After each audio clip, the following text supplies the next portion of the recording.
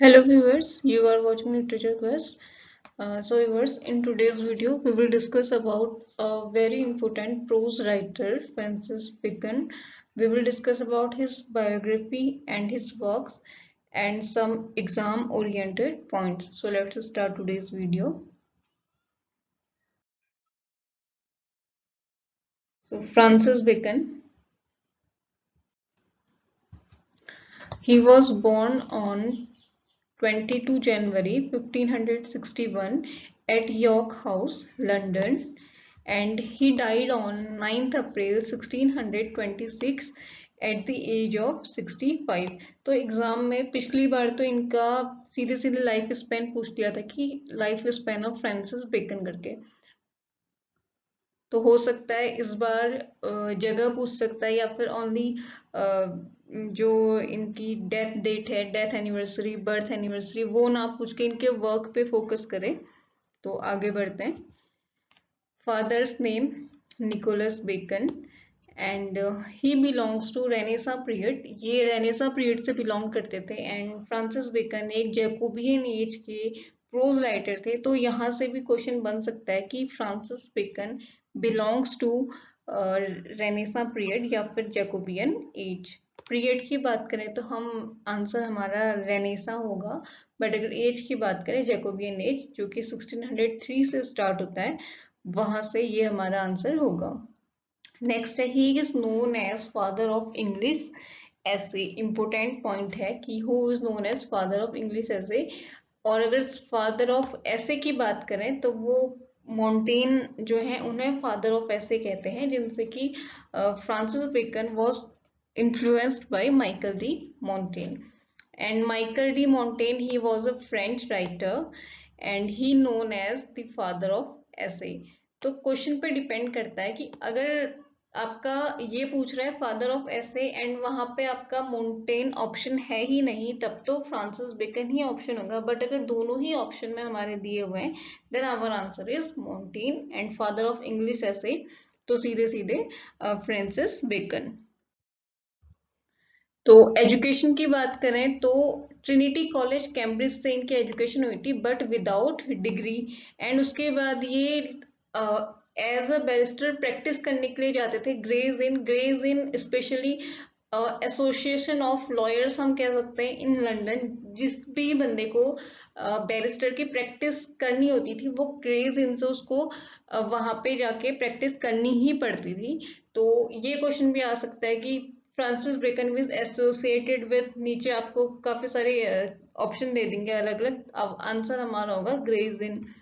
And at Cambridge he first met Queen Elizabeth. Queen Elizabeth से इनकी सबसे पहले मुलाकात कैम्ब्रिज में ही हुई थी एंड क्वीन एलिजाबेथ इनसे काफी इम्प्रेस भी हुई थी, ये भी इम्पोर्टेंट पॉइंट है।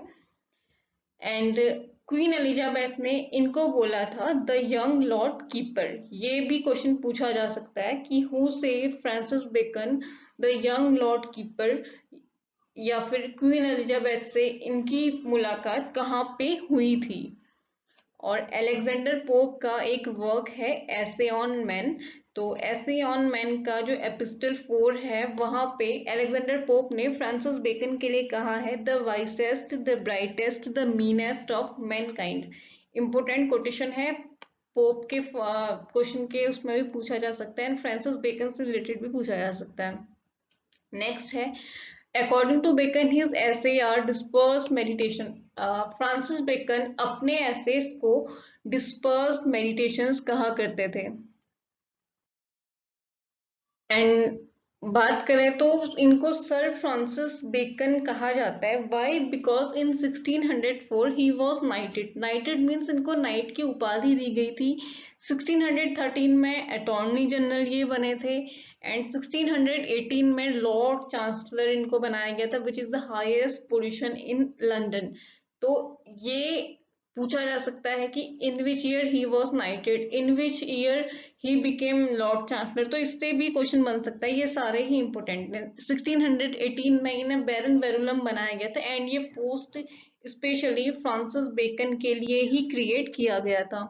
1621 विस्काउंट सेंट एल्बंस एंड 1601 में भी ही डिप्रेव्ड ऑफ करप्शन, यानी कि he found guilty of corruption, and इन्होंने खुद ही ये एक्सेप्ट कर लिया था कि इन्होंने अपने जो डेब्ट है, जो कर्जा है, उसको चुकाने के लिए ऐसा कुछ किया है। एंड इनकी डेथ के बाद इनका कोई भी उत्तराधिकारी नहीं था, तो ये जो पोस्ट थी ये ऑटोमेटिकली डिसमिस कर दी गई थी। नेक्स्ट है, अगर एसेस की बात करें तो he wrote 58 essays, and collections में ये अपने एसेस को लिखते थे। एडिशन, इनके 3 एडिशन आए थे। पहला एडिशन 1597 में आया था जिसमें कि 10 एसेस थे, एंड इनका सेकंड कलेक्शन 1612 में आया था जिसमें 38 एसेस थे, एंड इनका फाइनल एडिशन और थर्ड एडिशन 1625 में आया था जिसमें टोटल 58 एसेस। तो ये तीनों कलेक्शन से क्वेश्चन बन सकता है, किसी से भी वो उठा के पूछ सकता है। नेक्स्ट है, इनके जो ये एसेस लिखा करते थे उसके आगे ऑफ जुड़ा होता था, जैसे कि ऑफ लव, ये कुछ इंपोर्टेंट है, यहाँ पे मैंने लिखा है। 58 तो हम पढ़ नहीं सकते हैं, मैं लिख भी देती तो उतना कोई पॉसिबल है नहीं, और उतनी आई डोंट थिंक की आवश्यकता भी है। Of love, of truth, of death, of friendship, of great place, of ambition, of atheism, of revenge, of marriage and single life।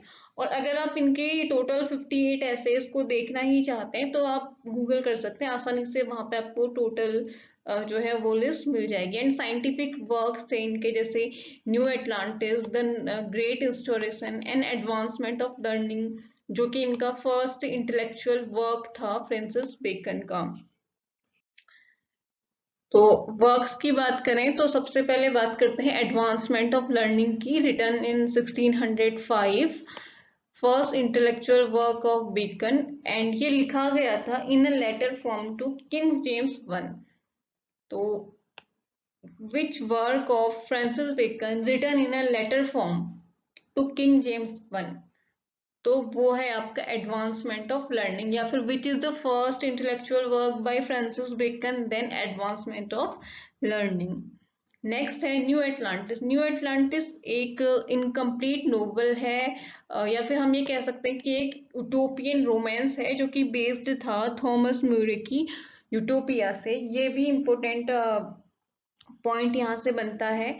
1624 में ये पब्लिश हुआ था लैटिन में, लैटिन वर्क है, एंड 1627 में ये इंग्लिश में पब्लिश हुआ था।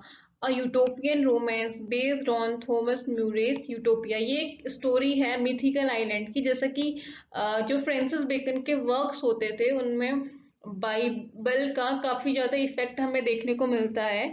तो उसी तरीके से एक मिथिकल आइलैंड था जिसका नाम है बेंजेलम। पूछा जा सकता है कि what is the name of mythical island in New Atlantis by Francis Bacon? Bensalem, जो कि खोजा था, डिस्कवर्ड बाय, ढूंढा था यूरोपियन शिप के कुछ लोग थे जो पैसिफिक ओशियन में कहीं खो गए थे, उनके थ्रू इसको ढूंढा गया था। And next important point, Solomon's House. Solomon's House एक फिक्शनल इंस्टीट्यूशन है जो कि फ्रांसिस बेकन के वर्क्स में देखने को मिलता है। तो यहाँ से भी क्वेश्चन बनता है कि in which work we found Solomon's house? तो इन फ्रांसिस बेकन वर्क, या फिर व्हाट इज सोलोमन्स हाउस? तो fictional institution by Francis bacon.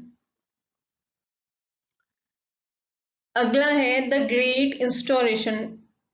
जैसे कि फ्रांसिस बेकन को फादर ऑफ एम्पेरिसिज्म भी कहा जाता है। ये पॉइंट छूटा था कि फादर ऑफ एम्पेरिसिज्म, एम्पेरिसिज्म मतलब कि उनका ये मानना था कि जो नॉलेज है, जो वो हमें अपने सेंसेस से मिलता है, मतलब जो अनुभव करते हैं उसी से बच्चा सीखता है या इंसान सीखता है। तो ये भी एक लैटिन वर्क है जो कि 6 बुक्स में इसको इन्होंने लिखा था। जैसे कि बाइबल का कोई कॉन्सेप्ट है कि कुछ 6 पार्ट में वो डिवाइड है, इसी तरीके से इनका भी इसमें एक ऐसा, मतलब ये चाहते थे कि ये इस वर्क को इस तरीके से लिखें। And he called it Instauratio Magna. Latin में द ग्रेट इंस्टॉलेशन को इंस्टेरिटो मैग्ना इन्होंने बोला था। और इसकी जो 6 बुक हैं उसमें से हमारे जो काम की है वो सेकंड बुक है, जिसको न्यू मेथड या फिर नोवम ऑर्गम इन लैटिन कहा जाता है। ये 6 बुक्स के नाम हैं, जैसे कि partitions of the sciences first book, second book new method, third book natural history, fourth book natural history ladder of the intellect, fourth book anticipation of the second philosophy and the second philosophy और active science। ये English translation है इनके Latin नाम अगर आपने देखना है तो आप विकिपीडिया पे भी इनको सर्च कर सकते हैं। मैंने इसमें ओनली आपको जो है इंग्लिश ट्रांसलेशन लिखा हुआ है यहाँ पे। एंड नोवम ऑर्गम जो कि सेकंड बुक है 1620 में पब्लिश हुई थी और लैटिन में पब्लिश हुई थी। और इम्पोर्टेंट क्यों है ये बुक, क्योंकि इसी बुक में फ्रांसिस बेकन ने इंडक्टिव मेथड दिया था, जिसको साइंटिफिक मेथड या बेकोनियन मेथड भी हम कह सकते हैं। और इन्होंने एरिस्टोटल का जो डिडक्टिव मेथड था उसको नकार दिया था पूरी तरह से। He rejected it and give Baconian method. ये देखिए यहाँ पे मैंने लिखा हुआ भी है। तो अब बात करते हैं इनके जो एसेज हैं उनकी। अभी तक हम इनके जो साइंटिफिक वर्क्स थे या जो इनके लैटिन वर्क थे उनकी हम बात कर रहे थे। तो ऑफ ग्रेट प्लेस इम्पोर्टेंट है आपका, किसी ना किसी सिलेबस में ग्रेजुएशन के हमें देखने को मिलता है ऑफ ग्रेट प्लेस। तो इस ऐसे में मेनली जो इसकी मेन थीम है वो फ्रांसिस बेकन यही कहना चाहते थे कि जो ह्यूमन बीइंग है वो फेम के लिए लड़ता रहता है, फेम पाने के लिए, लेकिन मेनली वो अपनी जो एक ग्रेट प्लेस पाने के की वजह से वो अपनी जो इंडिपेंडेंस है, जो अपनी स्वतंत्रता है, उसको खो देता है। तो यही सब उन्होंने बताया था। द मेन फोकस भी है कि position of man eight great place. And उन्होंने बोला था कि मैन सर्वेंट है तीन चीजों का। Man is servant of three things. First is fame, second is state and third one is business. And इसका एक काफी फेमस कोट है जिसकी लाइनें पूछी जाती हैं। men in great place are thrice servants, servants to the state, servant to of fame and servant to the business. So as they have freedom neither in their persons nor in their actions and nor in their times। तो ये quotes हैं जो पूछे जाते हैं कि ये कौन से वर्क से लिए गए हैं। अगला बात करते हैं ऑफ स्टडीज की। तो इस ऐसे में मतलब बेकन ने ये बताया कि पढ़ने के क्या फायदे हैं, क्या बेनिफिट्स हैं, किस तरीके से रीडिंग किसी भी किसी के इंटेलेक्ट को बढ़ाती है, किसी की बौद्धिक क्षमताओं को, और किस तरीके से वो डाइवर्स सिचुएशन से निकल सकता है एंड क्रिएटिव बन सकता है, क्रिएटिविटी, इन चीजों के बारे में उन्होंने बताया है। एंड ये इंपॉर्टेंट ऐसे है, इससे जरूर एक क्वेश्चन आएगा। इसकी जो लाइन्स हैं, जो कोट्स हैं, उससे क्वेश्चन इसमें बनता है। जैसे कि studies serve for delight, for ornament and for ability. मतलब कुछ लोगों के लिए स्टडी ऑर्नामेंट है, कुछ के लिए एबिलिटी है, कुछ सिर्फ दिखाने के लिए पढ़ते हैं। इस तरीके की चीजें इन्होंने बोली थी। नेक्स्ट है crafty man condemn studies, simple man admire them and wise man use them. ये भी फिल इन द ब्लैंक्स के फॉर्म में पूछ सकता है। जैसे आपको क्राफ्टी मैन दे देगा, फिर डैश में नीचे कंडेम स्टडी या एडमायर, इसको आगे पीछे करके एग्जाम में पूछा जा सकता है। नेक्स्ट है some books are to be tasted, other to be swallowed and some to be chewed and digested. Next है to spend too much time in studies is sloth. Sloth means, sloth एक जानवर होता है ना जो बहुत ज्यादा आलसी होता है। तो यही इन्होंने बोलते कि बहुत ज्यादा टाइम स्टडीज में बिता देना इंसान को आलसी बना देता है। To use them too much for ornament is affection, to make judgment wholly by their rule is a humor of a scholar। तो यहाँ से भी क्वेश्चन बन सकता है, वही फिल इन द ब्लैंक से बन सकता है। इस तरीके से ऑफ स्टडीज से 110% ये जो कोटेशन से इनसे एक क्वेश्चन आएगा ही आएगा। इनको आप याद कर लेना अच्छे से। अगला है ऑफ रिवेंज। ऑफ रिवेंज में मतलब इन्होंने यही बोला था कि रिवेंज लेना कोई अच्छी बात नहीं है, फॉरगिव करो और आगे बढ़ो अपनी लाइफ में।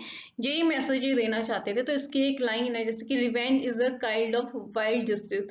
तो हो सकता है ऐसे क्वेश्चन आए कि what is revenge according to Francis Bacon, wild justice, good, कुछ भी ऑप्शन देके। तो ये लाइन है revenge is a kind of wild justice which the more man's nature runs to, the more ought to weed it out।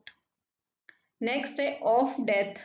Of death ऐसे में इन्होंने death को कंपैरिजन किया था डार्कनेस से। एंड जो किसी का मतलब एक ह्यूमन बीइंग का जो डर है डेथ को लेके, उसको कम करने के लिए इन्होंने इस ऐसे को लिखा था। जैसे कि इसकी लाइन है, man fear death as children fear to go in the dark, यानी कि मनुष्य जो है वो अपनी डेथ से उस तरीके से डरता है जैसे कि एक छोटा बच्चा अंधेरे में जाने से डरता है। नेक्स्ट है of marriage and single life. तो of marriage and single life में इन्होंने कंपैरिजन किया था married life and single life का। एंड इसके कोट्स हैं जैसे wife are young men's mistress, companions for middle age and old men's nurses.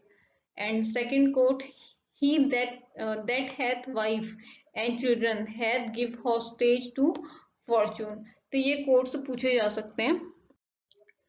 Next है आपका ऑफ पेरेंट एंड चिल्ड्रन।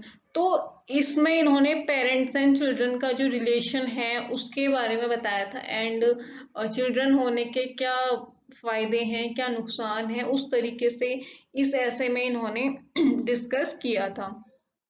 जैसे कि इसका कोट है, children Sutton labours but they make miss fortunes more bitter.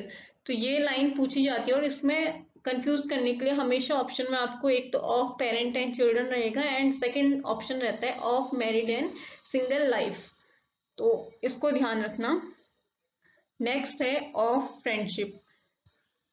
Whatsoever is delighted in solitude is either a wild beast or a girl। बहुत important line है, मैंने MCQ वाली जो series थी आई थिंक उसमें भी इसको इंक्लूड किया था। Next is of love. Of love ऐसे में इन्होंने मतलब यही बताने की कोशिश की कि जो लव करता है वो इंटेलिजेंट नहीं है, एंड मतलब इस तरीके का इसके जो साइड इफेक्ट्स हैं उनको इसमें बताया है। It is impossible to be love and to be wise, ये तो वैसे भी एक कोट ही बन चुका है आजकल के टाइम पे। Next is of truth. What is truth? Saying jesting pilot and would not say for an answer। तो ऑफ ट्रूथ जो है जो इनका फाइनल एडिशन था 1625 वाला, उसका पहला ऐसे ऑफ ट्रूथ है। एंड इसमें जो ये जेस्टिंग पायलट है, एल्डस हक्सले की एक बुक भी है जिसका टाइटल जेस्टिंग पायलट। तो ये भी पूछा जाता है from where Aldous Huxley takes the title for his book Jesting pilot.